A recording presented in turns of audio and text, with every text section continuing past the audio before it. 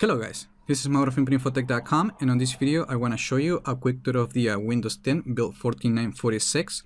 This is a new release that Microsoft is making available to insiders, and it includes new features and changes that we're going to see eventually on the Windows 10 Redstone 2 update that it's coming early next year. So there are a few things. There are not too many, but let me just get right into the new features and changes, which pretty much all of them are happening on the settings app. So I'm going to go ahead and open the settings app, and then I'm going to show you that on system, and then we go to storage. Now we're going to have a new entry to save all offline maps, which we didn't have before, and this option before was available only on the offline maps, but now it's here as well. Which makes more sense.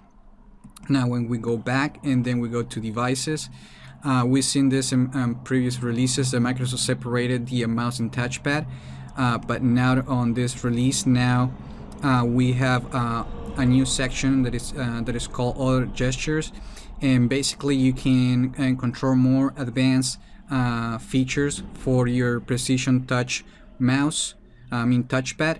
And if you don't have a precision gesture touchpad, you're not going to see these options. As you can see right here, we have the diagram that tells us how everything is configured currently, and we can switch. We can change the options. So if we're gonna use a 3-finger tap, we can use it as a default to search with Cortana, or change it for any of the other options available, which right here we have to open Action Center, play or pause music, or use it as a middle mouse button, or you can use custom, but right now that doesn't seem to work. On the swipes, by default is switching apps when you move with 3 fingers left and right, but you can change that to do nothing, or just move between virtual desktops, or use a custom setting. Apparently you can do the same thing with 4 fingers, but you can't change any of those settings. Those are locked in, at least for now. There is also if you change all the settings, and if you want to go to defaults, you have a convenient reset button right here.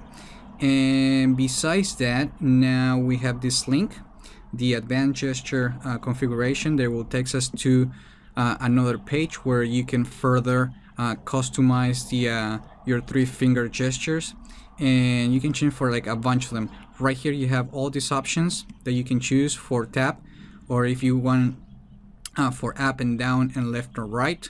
You have even more options that you can customize, as you can see, and that's pretty much what's new on this section.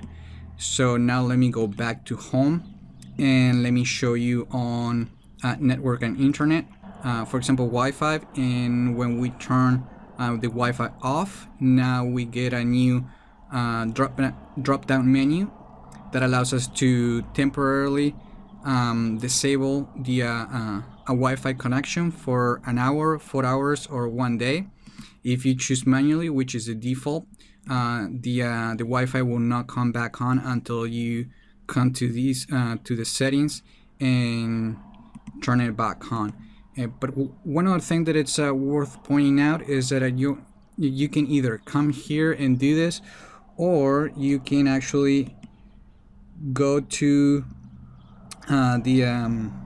the settings for networking on the taskbar, and let me like you can see right here, I can also change the settings, so I can also enable it from here, like I was able to do that before. And if I turn it off, I can come and tell the operating system for how long I want that to be turned off, which is a really handy option for many users who needs to disable the Wi-Fi for just a short period of time, and depending on the environment they're on. And when we go to proxy, Now this page has been updated. So instead of having all the options laid out here, now we have to choose what we want. You can choose the defaults automatically, the text settings, or you can choose none, or use the setup script, or change it to a manual setup. The settings hasn't changed. What actually changed was the layout on how these settings are now displayed. Now let me go back and let me go to update and security, because here there is like a little change that I noticed like a long time ago, but I guess I forgot to put it on the video. And now we have on update history, now Microsoft is grouping updates into different categories. So for example, right now, today I just installed a driver update, and that shows up here.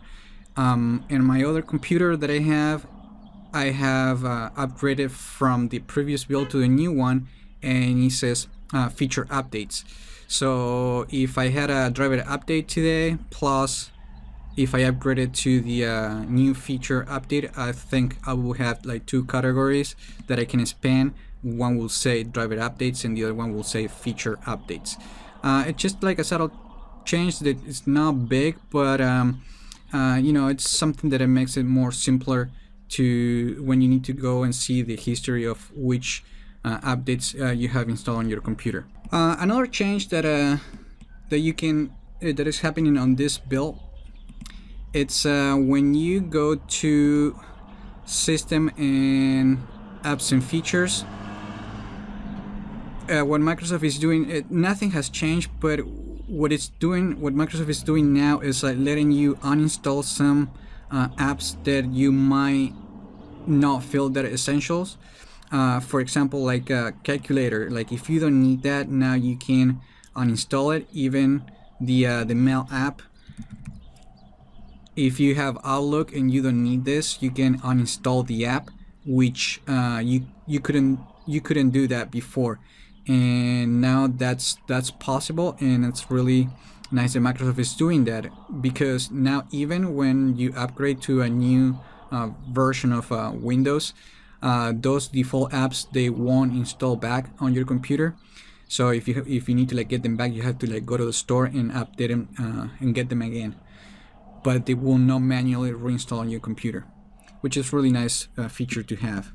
And finally, there is also another change that happened on build 14942, but I didn't see until recently, is that when you right click, this is the power user, when you right click the start button, you get the power user menu, and we used to have access to control panel from here, and now that entry has been replaced to open settings, as you can see right there.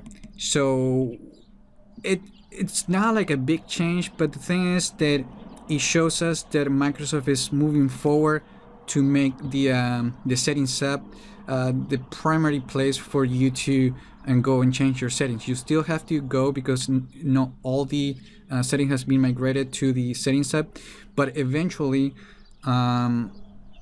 we don't know when that's going to happen, but the control panel will be replaced by the settings app. And finally, I just wanted to complete this video to show something that I think is pretty cool. While we still don't know when exactly the date that Microsoft is going to release the Windows 10 Redstone 2 update, which we don't even know the official name for the update yet, but now it's when you go, for example, to the local group policy editor, I'm gonna double click that, and as you can see, this feature actually is supported on the Windows Server 2016 and on Windows 10 1703, that's actually pretty cool, because that's a hint that suggests that this update the Redstone 2 is going to release on March 2017. And that's pretty much all that's new on this version of Windows 10. Remember to like the video, share it, and subscribe to my channel if you haven't done that yet. And I hope this video was informative for you, and I'd like to thank you for viewing.